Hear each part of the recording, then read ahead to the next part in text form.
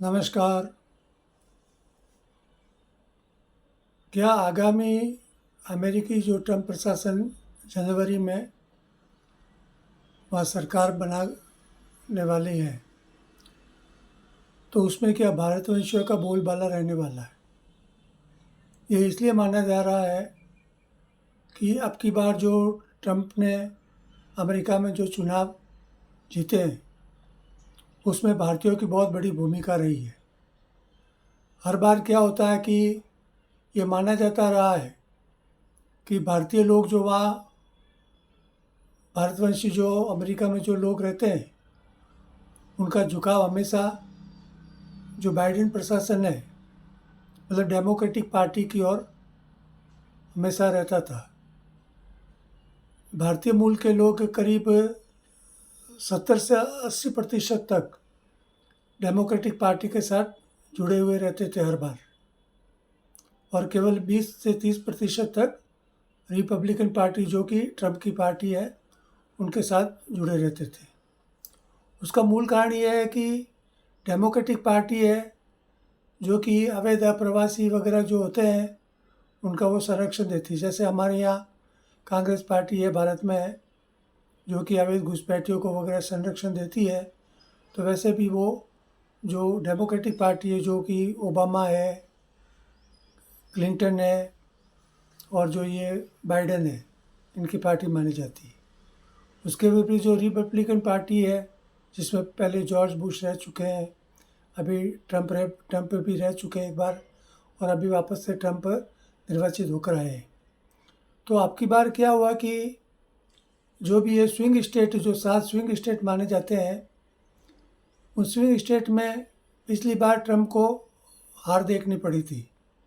लेकिन इस बार इससे स्विंग स्टेट जो है 7 स्टेट है, उनमें भारतवंशियों की मतलब काफ़ी संख्या है, और इस बार उन भारतवंशियों ने ट्रंप को ज़बरदस्त समर्थन दिया है, और इसी कारण से अमेरिका के इतिहास में सबसे ज़्यादा बहुमत लेकर अब की बार ट्रंप निर्वाचित हुए।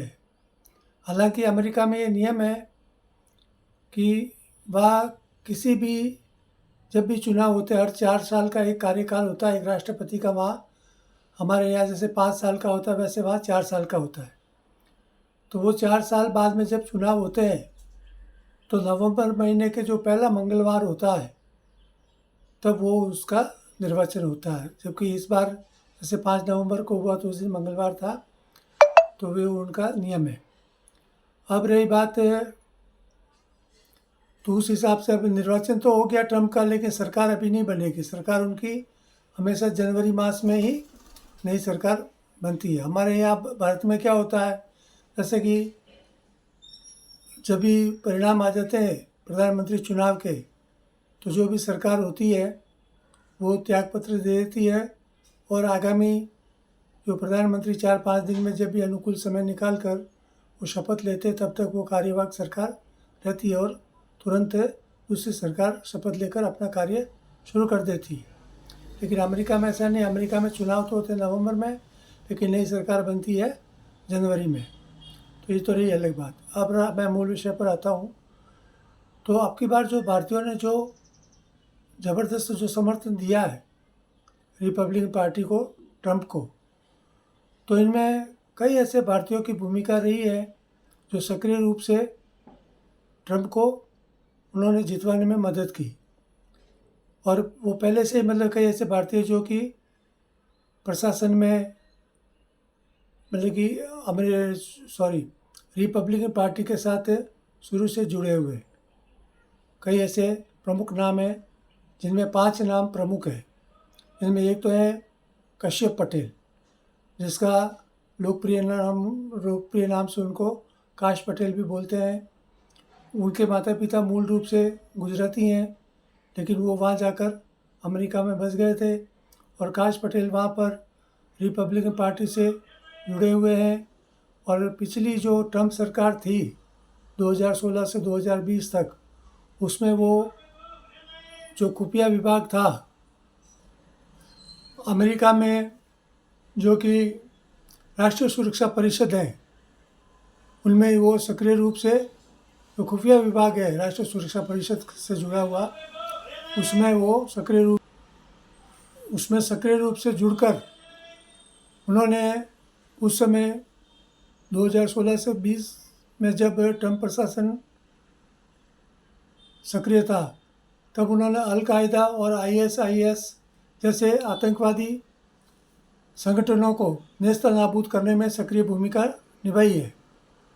तो वो शुरू से रिपब्लिकन पार्टी से जुड़े हुए हैं और बहुत ही होनहार भारतीय हैं।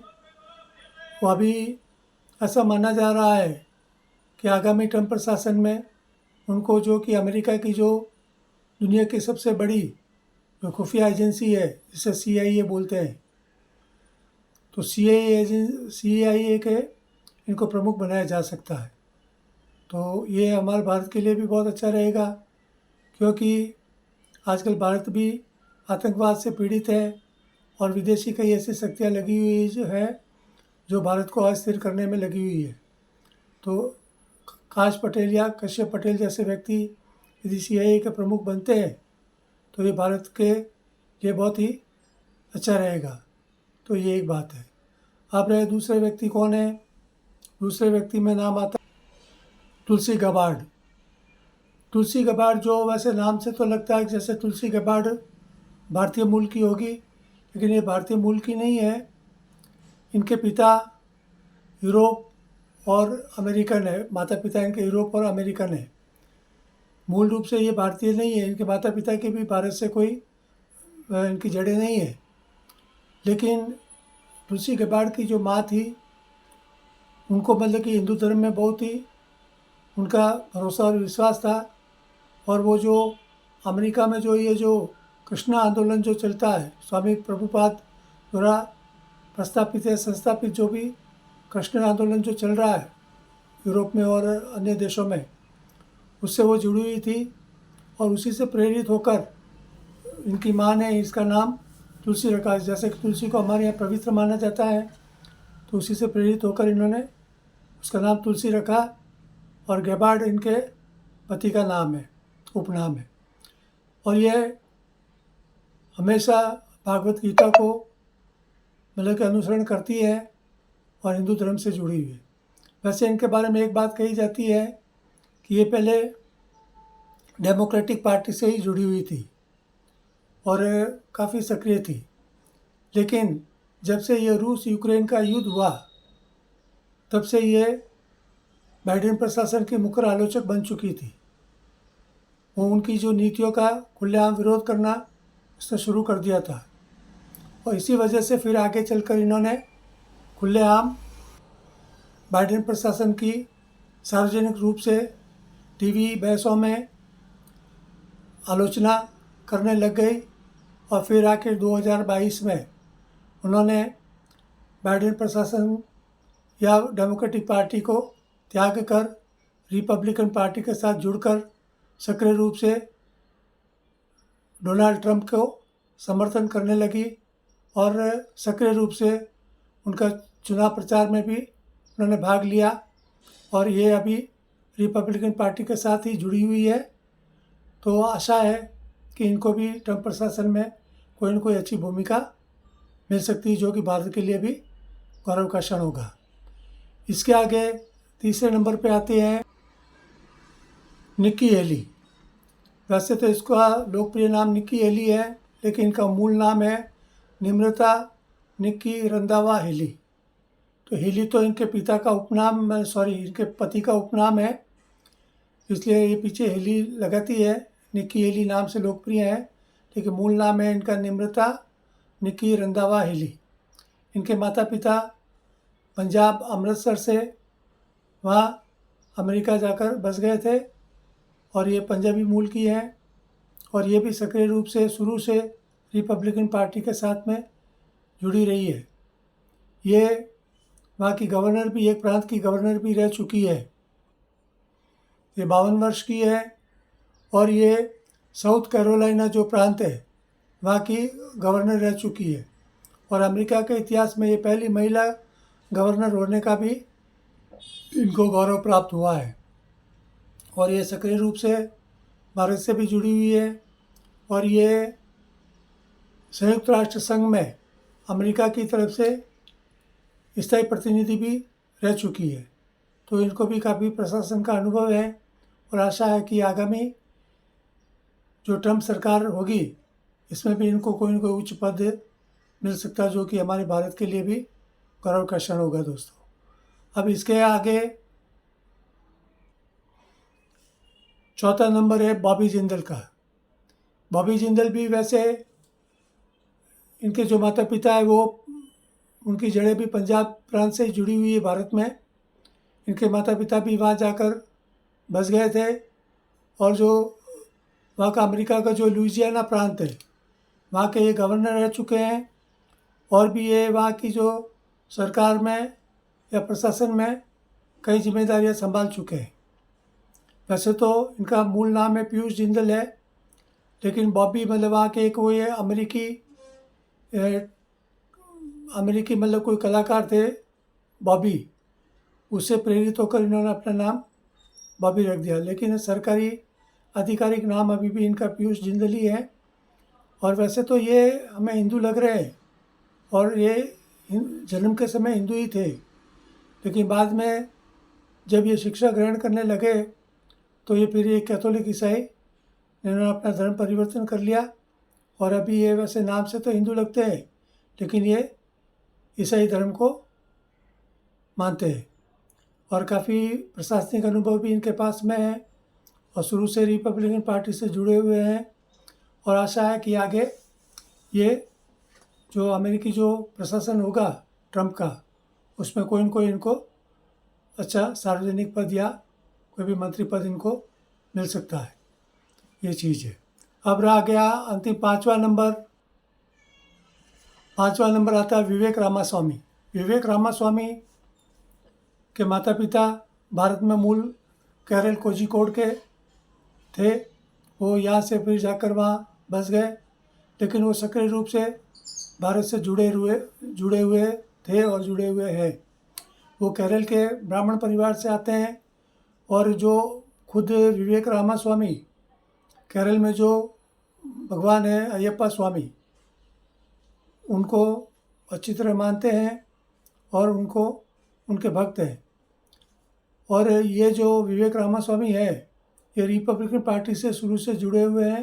हालांकि ये व्यवसायी है लेकिन राजनीति रूप से ये रिपब्लिकन पार्टी जो ट्रम्प की पार्टी उससे जुड़े हुए हैं।